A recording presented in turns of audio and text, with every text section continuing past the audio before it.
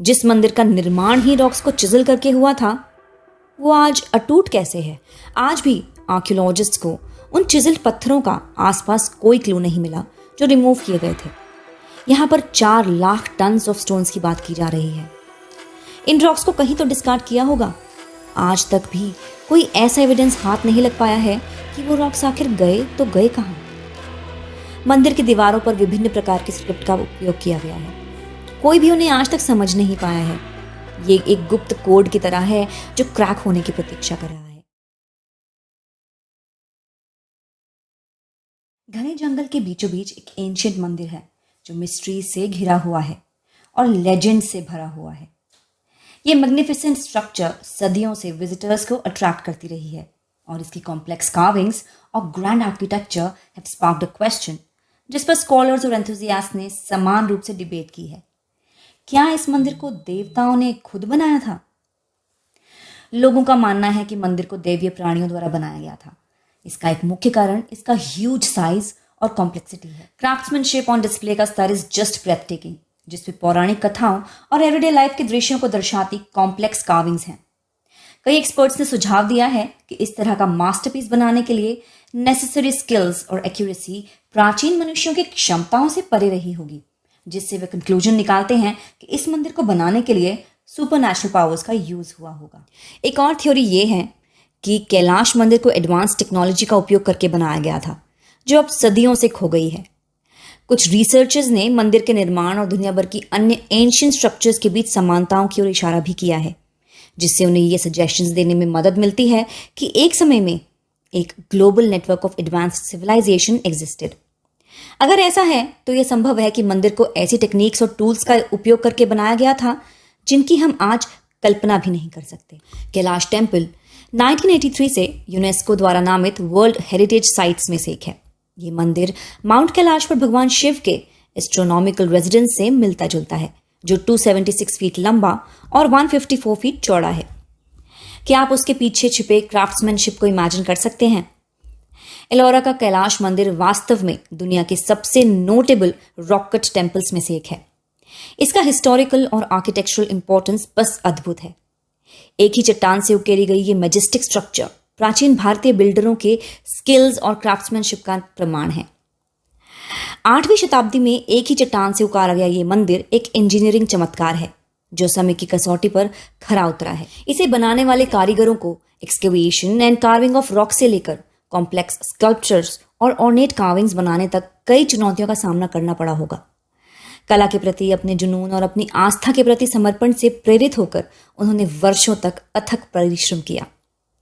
जैसे जैसे हम इसके इतिहास और महत्व के बारे में गहराई से जानेंगे, आप समझ जाएंगे कि इसे प्राचीन दुनिया के सबसे प्रभावशाली वास्तुशिल्प आश्चर्यों में से एक क्यों माना जाता है।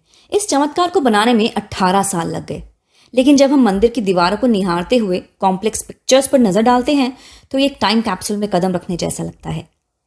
इस तरह की डिटेल्ड आर्ट वर्क बनाने में हजारों साल लगे होंगे, परंतु ये केवल 18 साल में बनाया गया। एक्सपर्ट्स के अनुसार इस तरह के मंदिर को बनाने में लगभग 150 साल लगने चाहिए, लेकिन जब इसका निर्माण किया गया था तो कोई फैंसी मशीन या state of the art technology नहीं थी। तो ये फैक्ट कि केवल 18 वर्षों में पूरा हुआ था ब्लोज द माइंड अवे। इस प्रोसेस में 2 लाख टन चट्टान को हटाकर एक यू के आकार के चट्टान को चिजल करके मंदिर को तैयार किया गया था। जरा सोचिए, they were all chisels and hammers, फिर भी they pulled off creating such an incredible structure. अधिकांश स्टोन कार्व टेम्पल सामने से गड़े हुए होते हैं, लेकिन ये 90 फीट ऊंचा कैलाश मंदिर ये ऊपर से नीचे तक कार्व्ड है। ये कोई भी मंदिर नहीं है, ये एक पत्थर से उकेरी गई दुनिया में सबसे इनक्रेडिबल स्ट्रक्चर है। आर्किटेक्चरल स्टाइल पल्लव और चालुक्य प्रभावों का मिश्रण है, जिससे it becomes a true masterpiece. Kailash temple में अंदर जाते ही आपको एक एंट्रेंस गेट, एक पेविलियन और हीप ऑफ स्टैचूज मिलते हैं, जो अंदर और बाहर दोनों साइड्स में हैं। मंदिर में 100 से अधिक पैनल्स हैं। मंदिर के एक तरफ आपको रामायण और महाभारत जैसे महाकाव्यों के कॉम्प्लेक्स इलस्ट्रेशंस मिलेंगे। इसके अलावा गुफा भी अनगिनत कार्विंग से सजी हुई होगी, जो भगवान शिव, भगवान विष्णु और उनसे संबंधित कहानियों और प्रतीकों को दिखाती है। सामने की ओर खुले मंडप में नंदी की ग्रैंड मूर्ति मेजेस्टिक हाथियों और कॉलम से घिरी हुई है। मंदिर के बेस एलिफेंट्स की बैक बनाती हैं। है ना अमेजिंग। ऐसा माना जाता है कि इस मंदिर को पहले मणिकेश्वर केव टेम्पल के नाम से जाना जाता था, क्योंकि इसके निर्माण के पीछे रानी मणिकावती, क्वीन ऑफ एलोरा, के एफर्ट्स थे। एक बार राष्ट्रकूटा राजवंश और अलाजापुर के राजा कृष्ण गंभीर रूप से बीमार पड़ गए। सभी प्रयासों के बावजूद उनका स्वास्थ्य सुधरने में विफल हो रहा था। हताश रानी ने भगवान शिव से संकल्प किया कि अगर राजा रिकवर हो जाएंगे तब वे एक भव्य मंदिर का निर्माण कराएंगी। उन्होंने उपवास करने का संकल्प भी किया जब तक वे मंदिर के शिखर को नहीं देख लेती। अब मंदिर के निर्माण को तो सालों साल लग जाते हैं, तो रानी के वचन की पूर्ति के लिए कोई आर्किटेक्ट आगे नहीं आ रहा था जो मंदिर के शिखर का निर्माण कर सके।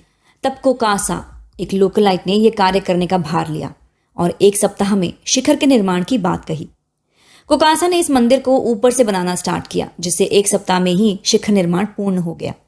रानी के ऑनर में इस मंदिर का नाम मणिकेश्वर रखा गया और राजा ने एक टाउन बिल्ड किया जिसे इलापुर नाम दिया गया, जो बाद में इलौरा बन गया।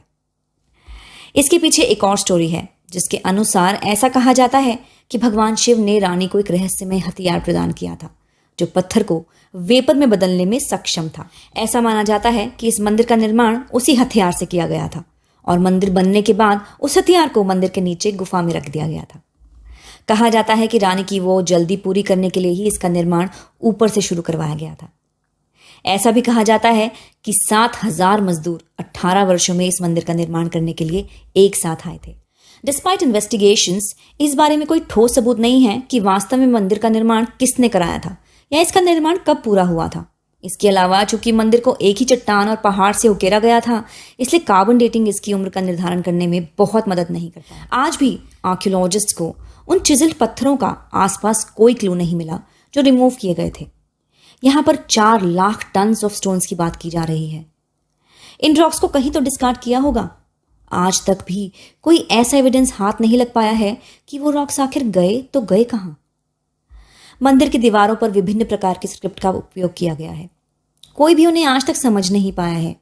ये एक गुप्त कोड की तरह है जो क्रैक होने की प्रतीक्षा कर रहा है। एज पर लेजेंड्स, मंदिर में इस्तेमाल किए गए पत्थर अटूट हैं। यहां तक कि इन्वेजिव औरंगजेब भी उन पर एक उंगली नहीं रख सका था। 1862 में उसने 1000 सैनिक्स को मंदिर को ध्वस्त करने का आदेश दिया, लेकिन 3 लंबे वर्षों में उनके प्रयासों के बावजूद वे भी ब्रीच नहीं कर पाया। जिस मंदिर का निर्माण ही रॉक्स को चिजल करके हुआ था, वो आज अटूट कैसे है?